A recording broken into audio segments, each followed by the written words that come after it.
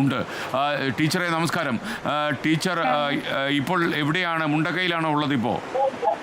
അല്ല, ഞാൻ ഇപ്പം മുണ്ടക്കൈ സ്കൂളിലല്ല വർക്ക് ചെയ്യുന്നത്, മീനങ്ങാടിയാണ്. ഒരു മാസം ട്രാൻസ്ഫർ ആയിട്ട് ഇപ്പം നമ്മൾ മുണ്ടക്കൈയിൽ നിന്നുള്ള കുട്ടികൾ, ഉരുൾപൊട്ടൽ ഉണ്ടായിരുന്ന കുട്ടികൾ നമ്മുടെ സ്കൂളിലുണ്ടായിരുന്ന കുട്ടികളാണ് കൂടുതൽ പേരും. മുണ്ടക്കൈ ഭാഗത്തു നിന്നുള്ളവരാണ്. അപ്പോൾ നമ്മളിവിടെ വല്ലാത്തൊരു സാഹചര്യമാണുള്ളത്. കുട്ടികളെ ഒരു കുടുംബത്തിലെ ഒരു കുട്ടിയെ തിരിച്ചറിഞ്ഞു, മറ്റൊരു കുടുംബത്തിലെ ആ കുടുംബത്തോടെ അവർ മിസ്സായിട്ടുണ്ട്. ഈ കുട്ടികളെ ടീച്ചറിന് നേരിട്ട് അറിയാമോ? ഈ കുട്ടികളെയൊക്കെ അറിയാം, നേരിട്ട് അറിയാം. ഞങ്ങൾ വന്ന് കണ്ടങ്ങനെ ഐഡന്റിഫൈ ചെയ്തതാണ് രണ്ട് കുട്ടികളെ.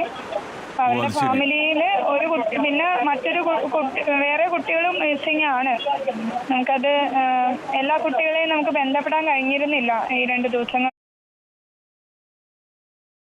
ഇന്നലെയും ഇന്നൊക്കെ ആയിട്ട് ഞങ്ങൾ വിളിക്കുന്നുണ്ടായിരുന്നു. ഇവിടെ അവിടുത്തെ സാഹചര്യം അറിയുന്നത് കൊണ്ട് മഴ കൂടിയപ്പോൾ ഞങ്ങൾ വിളിക്കുന്നുണ്ടായിരുന്നു. പക്ഷേ എല്ലാ കുട്ടികളെയും നമുക്ക് ബന്ധപ്പെടാൻ പറ്റിയിട്ടില്ലായിരുന്നു. ടീച്ചറിന്റെ വീട് എവിടെയാണ് ശരിക്കും? എൻ്റെ നാട് കോട്ടയിരുന്നത്. അതുകൊണ്ട് അവിടെയുള്ള കുട്ടികളെയൊക്കെ നമ്മൾ സ്ഥിരം അവിടെയുള്ള നാട്ടുകാരെയും കുട്ടികളെയൊക്കെ നമ്മൾ എന്നും കാണുന്നതല്ലേ. ഈ ടീച്ചറെ, ഈ ജീവഹാനി സംഭവിച്ചവരിൽ കുറച്ച് കുട്ടികളുണ്ടോ ടീച്ചറിന്റെ അന്വേഷണത്തിൽ മനസ്സിലായത്?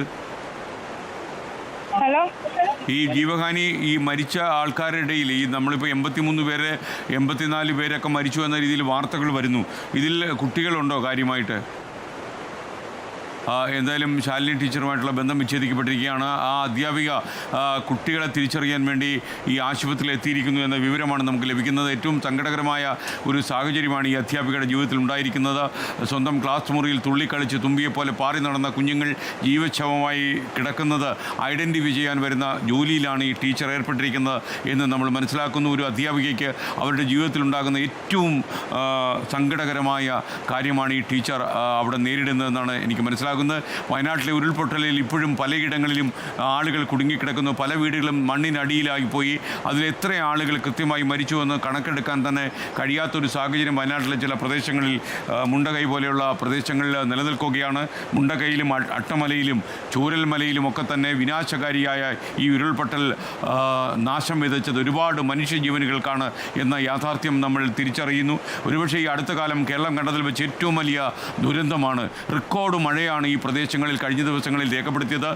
ഇന്ന് വെളുപ്പിന് 1 മണിക്കാണ് ഈ മഴയായി പെയ്തിറങ്ങിയത്.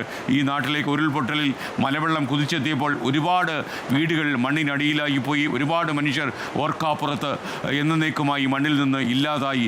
ദുസ്സഹമായ അതിസാഹസികമായ സാഹചര്യം നിലനിൽക്കുന്നു. ഒരുപക്ഷെ രക്ഷാദൗത്യത്തിൽ ഏർപ്പെട്ടിരിക്കുന്ന ആളുകൾക്കൊക്കെ തന്നെ ദൗത്യം മരണം ഇപ്പോൾ 89 ഉയർന്നു എന്ന വാർത്ത വരുന്നു. ഏറ്റവും സങ്കടകരമായ ആ വാർത്ത കൂടി പ്രേക്ഷകരെ നമ്മൾ അറിയിക്കുകയാണ്. നഷ്ടപ്പെട്ട മനുഷ്യജീവനുകൾ 89 പേരാണ് വയനാട്ടിലെ ഈ ദുരന്തത്തിൽ നിന്ന് വരുന്നു. ചില പ്രേക്ഷകർ നമ്മോട് ആവശ്യപ്പെട്ടതുപോലെ സഹായം ആവശ്യമുള്ളവരും അതുപോലെ വിവരങ്ങൾ അറിയിക്കാനുള്ളവരും 24ലേക്ക് വിളിക്കാനുള്ള നമ്പർ സ്ക്രീനിൻ്റെ ഏറ്റവും മുകൾ ഭാഗത്ത് 2 നമ്പർ നമ്മൾ കൊടുത്തിട്ടുണ്ട്. 8111991602. അതേപോലെ മറ്റൊരു നമ്പർ കൂടിയുണ്ട്. ആ നമ്പർ കൂടി ഞാൻ സ്ക്രീൻഷോട്ട് എടുത്ത് വെച്ചാൽ മതി. 8111991602. ഈ 2 നമ്പറുകളും പ്രേക്ഷകർക്ക് ഉപയോഗിക്കാം. 24 മണിക്കൂറും ഈ നമ്പർ അറ്റൻഡ് ചെയ്യാൻ 24 ആളുണ്ടാകും. മാത്രവുമല്ല 24 വാർത്താ സംഘങ്ങൾ ഈ പറയുന്ന ദുരന്ത ഭൂമിയിൽ ക്യാമ്പ് ചെയ്യുന്നുണ്ട്. അവരുമായി നമുക്ക് ബന്ധപ്പെടാൻ കഴിയും. പരിമിതമായ ആണെങ്കിൽ പോലും ചില സഹായങ്ങൾ എത്തിക്കാൻ കഴിയും. ഏറ്റവും അവസാനം ഉരുൾപൊട്ടലിൻ്റെ വാർത്തയിൽ വിനാശകാരിയായ ഉരുൾപൊട്ടൽ നാശം വിതച്ച് കടന്നുപോയപ്പോൾ ഇപ്പോൾ സ്ഥിരീകരിക്കുന്ന റിപ്പോർട്ട് അനുസരിച്ച് 89 പേർക്ക് ജീവൻ നഷ്ടപ്പെട്ടു എന്നാണ്. കൂടുതൽ ആളുകളെ കാണാതായി എന്നുള്ള വാർത്തകളും ഇപ്പോൾ വരികയാണ്. എനിക്ക് തോന്നുന്നു ഒരുപക്ഷെ കൃത്യമായ ഒരു കണക്ക് കിട്ടാൻ തന്നെ മണിക്കൂറുകൾ വേണ്ടിവരും. ഹാഷ്മി താജ് ഇബ്രാഹിം വീണ്ടും നമുക്കൊപ്പം ചേരുകയാണ്. ഹാഷ്മി, ഒരുപക്ഷെ കേരളം